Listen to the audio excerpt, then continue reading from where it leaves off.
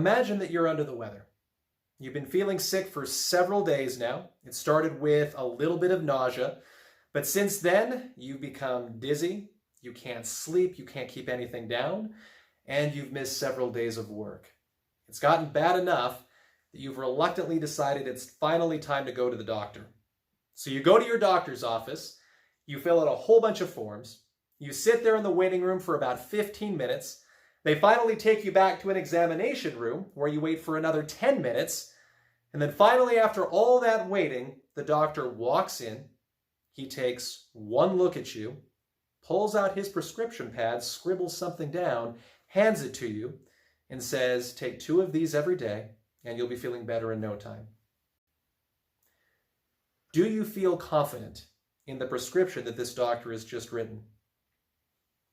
Why not? Now, isn't it technically possible that this doctor is so good at his job that all he has to do is look at you to know exactly what's wrong and to know how to make you feel better? Maybe, but you'd be justified in feeling skeptical. Too often as salespeople, we are guilty of doing the exact same thing with our clients.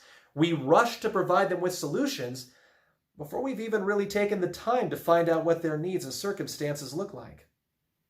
My name is Christopher Wood, and if you give me a few moments, I would like to give you a different perspective on why asking questions is so essential to the sales process.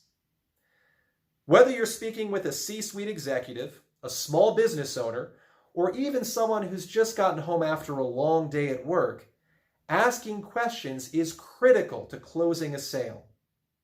And the reason for this is pretty simple. Human beings have an innate desire to feel understood. There's a reason that we're naturally drawn to people that have similar ideas, beliefs, and life experience. It's because we feel that those people get us. As salespeople, we can create that same connection with potential customers by asking the right questions. This understanding is crucial because understanding equals influence.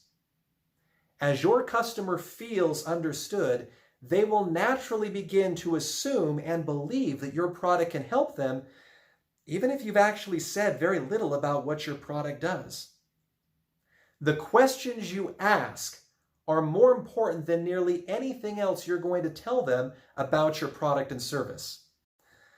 Over the next few weeks, I'll be doing a series of videos about how to ask effective questions during a sales presentation. Among the topics that I'll cover are how to progress from asking discovery questions to asking questions that can guide your customers' thinking and ultimately help them to make commitments.